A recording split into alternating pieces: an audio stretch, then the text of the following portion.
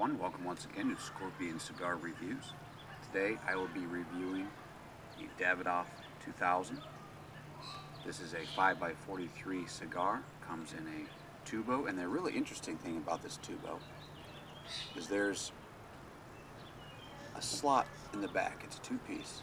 There's a slot in the back and you can rotate it to open or close that slot so that you can allow the air from your humidor to circulate within the tube, or you can keep it closed off so it doesn't circulate, so you keep this, it's not really sealed because it's, it's still loose enough to open, but you're really going to limit any kind of air transfer if you have that slot closed. But anyway, just kind of a neat little thing about it. I'll probably hold on to this tube. I might use it for something else. Now these cigars are really pretty expensive. Being a Corona size is 5x43, and these come in a 4-pack box, and if you break it down, $14 per cigar for a little Corona. That's really expensive. Is it worth it?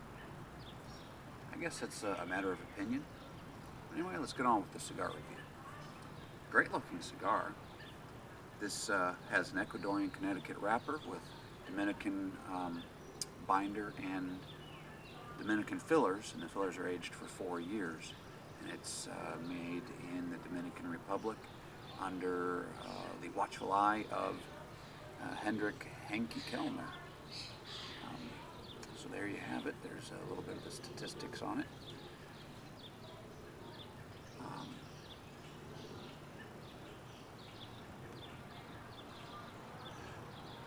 The nose has a little bit of cedar, a little bit of leather. That's about it, really. The foot, much of the same, cedar, leather, some meat. Not meat, bread dough. Some nondescript spices on the foot as well. Really quite pleasant. Everything's fairly subtle, soft and smooth. Really nice. Speaking of things being soft and smooth or whatnot, wrapper has very tight seams, very few veins, and the veins that are there are very small. The wrapper feels like like a lightly polished, very fine leather. A little bit of give to the pack. Nice medium brown color, very even coloring. Feels very nice. Using my Cigar cutter today.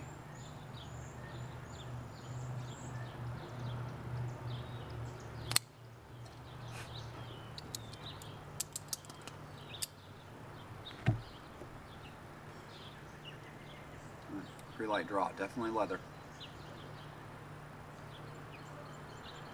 Very smooth leather. Real pleasant. Oh, and there's a little bit of spice in the background. Excuse me.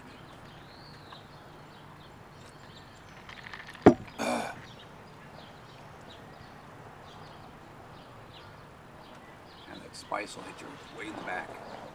Sneak up on you. Alright. Let's get toasted up.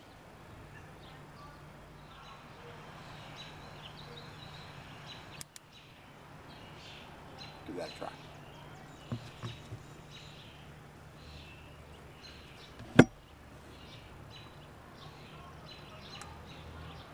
Pretty mild right off the bat.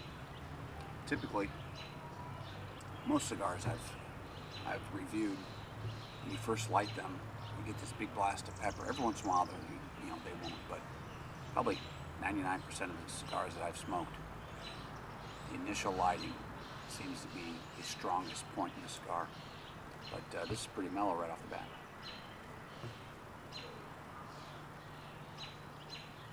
There's a little bit of pepper on the retro hail. Not a whole lot.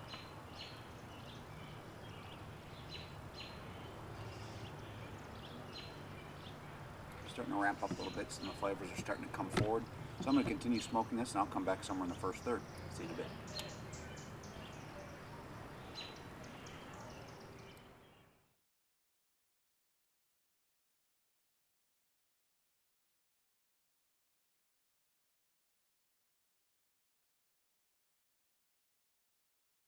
All right, so here we are just about 10 minutes in. I've already got a good inch of ash. Burning a little bit unevenly, but not too bad, but it looks like it's getting ready to crack and fall over. I'm going to go ahead and tap that off. Yeah, came off nicely, really easily. Nice cone shape. It's actually burning a little bit warm. Burning very quickly. Like I said, I'm only about 10 minutes in. And I've managed to smoke roughly 1/4 of this cigar in 10 minutes. So with that, maybe it'll be a 40-minute cigar. I don't know. We'll have to see.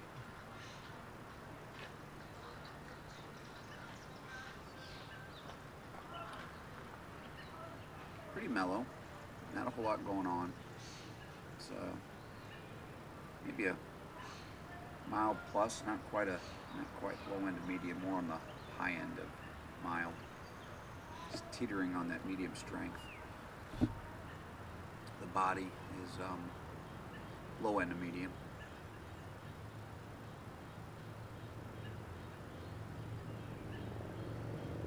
There's a pretty good pepper note in there. It's not real harsh, but it's definitely there. You get a little bit of a burn. It's pleasant. It's pleasant. My only complaint is that it's one-dimensional. That's the only thing I'm getting is a little bit of pepper. But it's pleasing enough. It's smooth. Good thick smoke. Draws a little bit snug, but not too bad. Alright, I'm going to continue smoking this and I'll come back in the second third.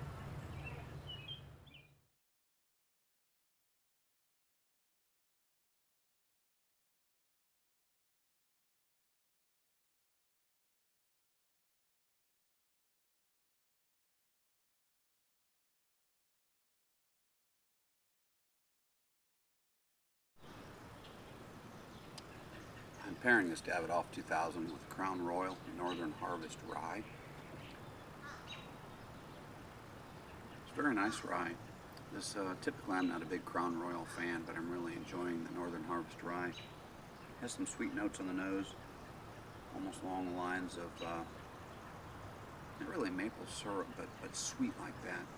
But it's not sweet like a bourbon, but it's definitely very nice syrupy sweet note to it. A little bit of leather, some spice, pick that up from the rye.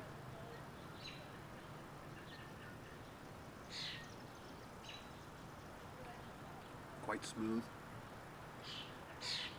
good spice note. Some other things in there I'm having a hard time picking out. Once again, that kind of maple note, like a maple syrup. That kind of lingers way in the back. Now this isn't a flavored rye. It's not infused with maple or anything like that. These are just the nuances that you pick up from the various grains that are in there. And it's pairing really nicely with this Davidoff 2000. Let's go back to the cigar review.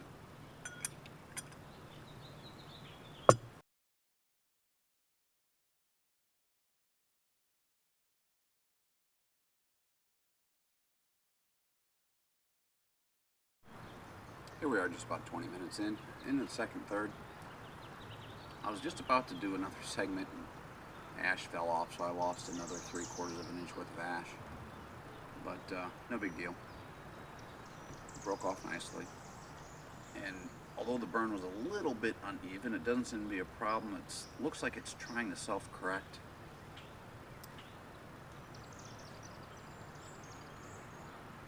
A little bit of resistance on the draw, maybe a little bit more than I would like to see, but it's still within the range.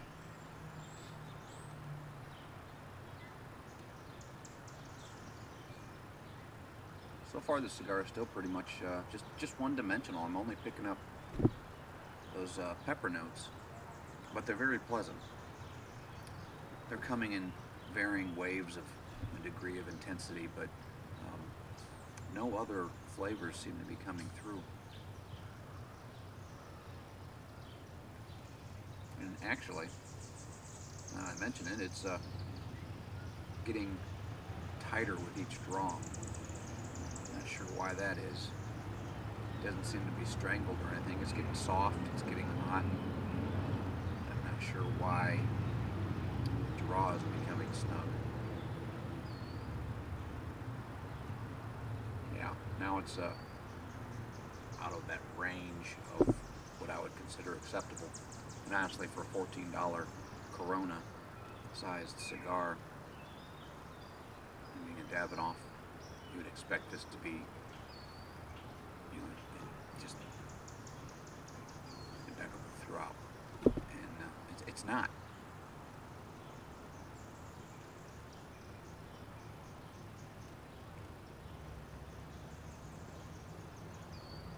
I'm gonna continue smoking. I'll come back in the final third.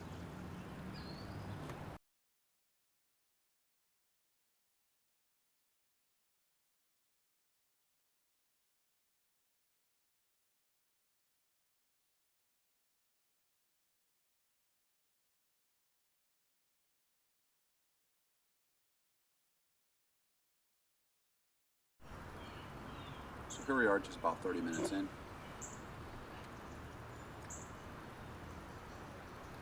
Burn has pretty much self-corrected. Haven't had to do anything to touch it up. Smoking a little warm for my liking, but not terribly bad. The draw has become a little bit snug, but not unbearable. Doesn't seem to be affecting the smoking characteristics or the flavor profile or anything. And what of the flavor profile? It's one-dimensional. The only flavor I'm getting from this is the spice, that pepper note. Consistent, very consistent.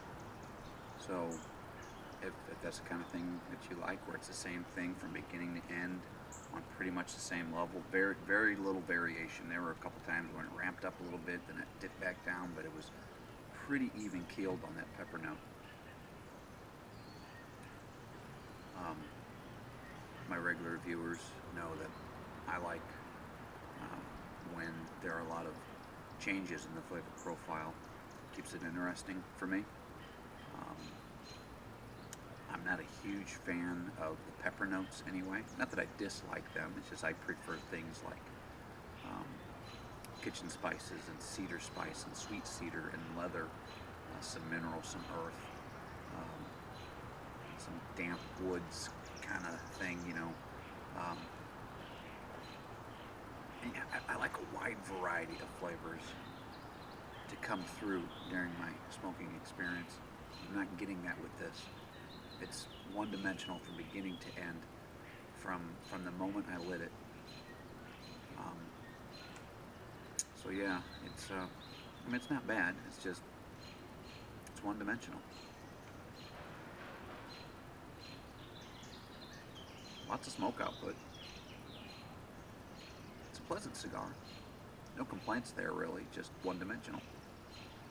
I'm going to continue smoking this. I'll come back in the nub with my final thoughts and impressions and a score. See you then.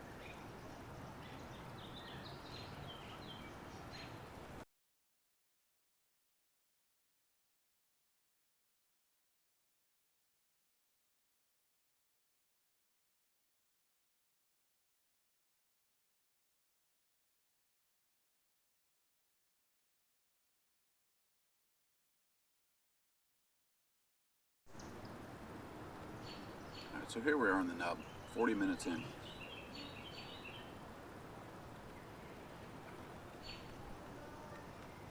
No changes. The only thing I'm getting is that pepper note. A little bit stronger, but still just that pepper note. On the retrohale, it's fairly powerful. Who would I recommend this cigar to? Honestly, unless money really isn't a concern, I wouldn't recommend this to anybody other than people that can afford to spend $14 on a 5x43 big Corona. It's just, for the size, the smoking time, the flavor profile, it's just, to me, it's not a good value. I certainly wouldn't recommend it to a novice, and even an experienced cigar smoker would know that there are much better options out there for less money. Take, for example, the Liga Privada Unico series, the Papas Fritas. At half the cost, you get the same size cigar with a slightly wider flavor profile, and some other flavors in there besides just the pepper. I'm not going to go into all the detail about the Papas Fritas. That will be in another review. But for the money, I would pick the Papas Fritas over this, hands down, every time. Now, being a $14 cigar, I did not pay $14 for this cigar, and I'll tell you why. There was a local bar that used to allow smoking, and they had a small humidor and sold cigars, and they recently went smoke-free and discounted all the cigars in the humidor, any cigar, for $4. Now, this came in a 4-pack, so I ended up paying $16 for the 4-pack, but still $4 for this cigar. Retails for $14. Way too expensive for what you get, in my opinion. But if you have unlimited funds, or your cigar funds are much greater than mine, and you don't think $14 is outrageous for a 40-minute Corona, then yeah, okay. And if you like one-dimensional cigars where the only flavor you're going to get is pepper, okay. But I really don't recommend it. This is not Scorpion recommended by any means, no way. It did pair nicely with the Crown Royal Northern Harvest Rye.